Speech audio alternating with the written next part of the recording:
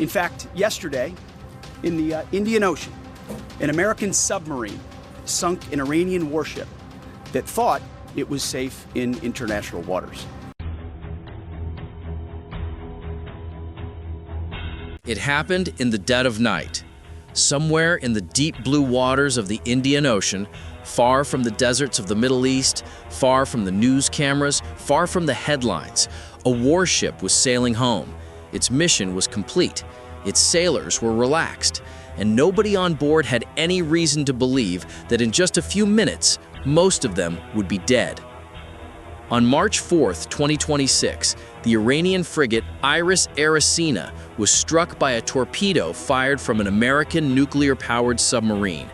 The ship sank within minutes. Of the approximately 130 crew members on board, at least 87 lost their lives. The Sri Lankan Navy scrambled patrol crafts to the scene and managed to pull 32 survivors from the water.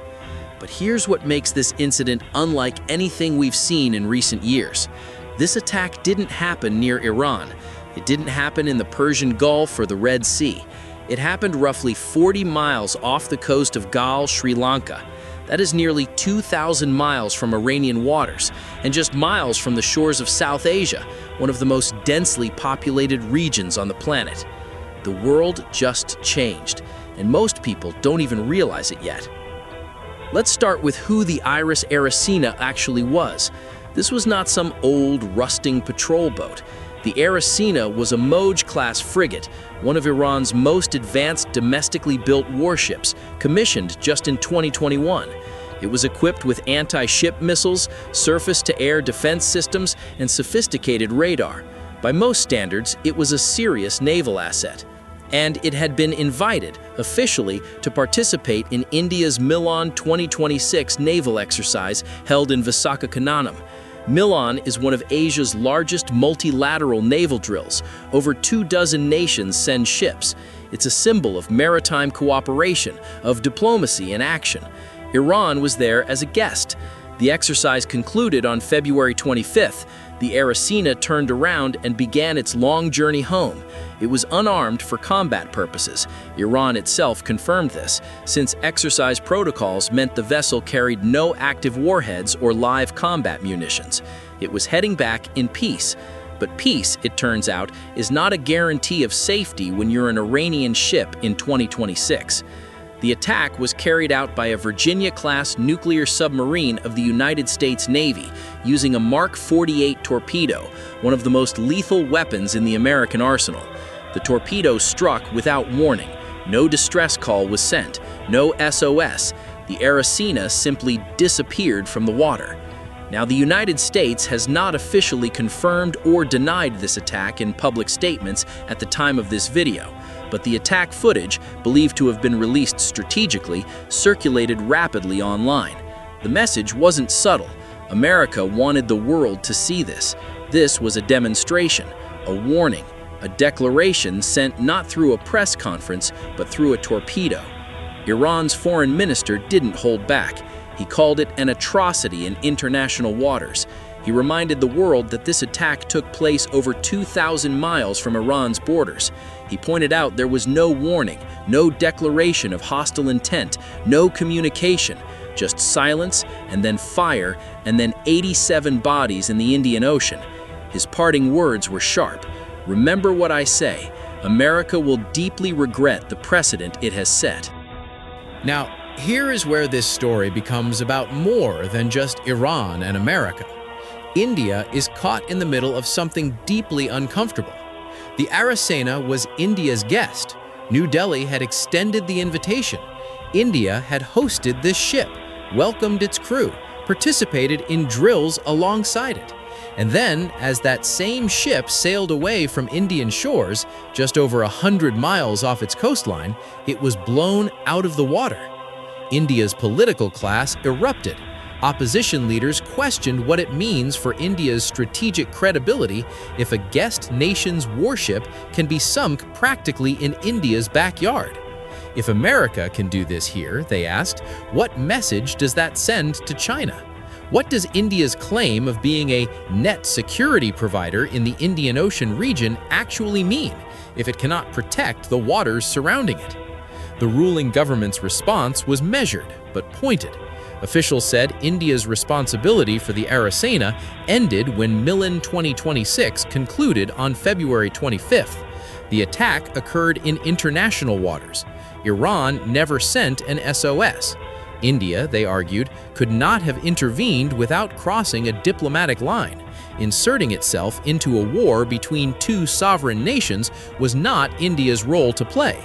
And strategically, India's silence may be its wisest move. On one side sits the United States, India's largest trading partner. On the other, Iran, a critical energy supplier.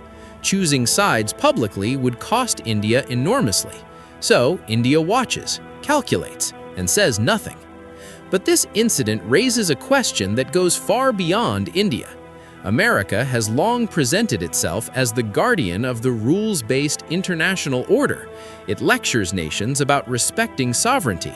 It sanctioned Russia for crossing borders uninvited. It called Houthi attacks on Red Sea shipping terrorism. And yet, on March 4th, the United States military sank a vessel in international waters without warning, killing 87 sailors who were returning home from a peaceful naval exercise. No declaration of war, no authorization from the United Nations, no warning shot, just a Mark 48 torpedo launched in silence from below the surface. The hypocrisy here is not lost on the world. Saudi Arabia and the UAE, nations that host American military bases, nations that have long relied on Washington's security umbrella, are now quietly alarmed. If the US can sink an Iranian ship in international waters without warning, what does that say about the protection of oil trade routes? What guarantees remain? What promises can be trusted? America's narrative, channeled through its media, frames this as justified retaliation. Iran attacked US and Israeli interests. Iran struck regional allies. This, says Washington, is deterrence. This is the price of aggression. But deterrence and assassination in international waters are not the same thing, and the world knows it. Now, let's talk about Iran, because this is not a nation that breaks easily. Despite years of sanctions, despite having its nuclear scientists assassinated, despite watching its proxies dismantled one by one, Iran has refused to collapse the way Washington expected. It has not become Venezuela. It has not surrendered. Iran has continued to develop its missile program, and by most independent military assessments, its missile capabilities today are significant enough to overwhelm many regional defense systems. When Iran launched retaliatory strikes against Gulf state targets following attacks on Iranian soil, it wasn't just noise, it was a message delivered in fire and metal. Analysts who study Iranian demographics and culture point to something important. This is a Shia nation with a deep, historically rooted relationship with the concept of sacrifice. The Islamic Revolutionary Guards Corps doesn't just fight for territory, it fights for identity, for theological purpose, for a vision of the world that, right or wrong, gives its soldiers something to die for. That is a fundamentally different enemy than the ones America has grown accustomed to breaking. The original war aim, regime change in Tehran, is no closer to reality today than it was 3 years ago. If anything, Iranian nationalism has hardened. The state may be weakened economically, but it has not fractured. And that means this war, whatever form it takes next, is far from over. So, where does this leave us? A warship is at the bottom of the Indian Ocean. 87 families are grieving. A U.S. nuclear submarine has demonstrated that no Iranian vessel is safe, anywhere on Earth. Iran has vowed consequences. India is watching from the sidelines with quiet dread, and the global maritime order, the idea that international waters are neutral, that unarmed ships sailing in peace are protected, has taken a serious blow. What happens next? Does Iran retaliate directly? Does it strike U.S. assets in the Gulf? Does it target allied shipping lanes? Or does it wait and strike at a time and place of its choosing? These are not hypothetical questions. They are the questions that defense ministries from Washington to New Delhi to Riyadh are asking right now, behind closed doors with real urgency. One thing is certain: the sinking of the Arisena Iran is not simply a military event. It is a geopolitical signal sent at 40 miles off Sri Lanka that the war between America and Iran has broken free of its regional boundaries.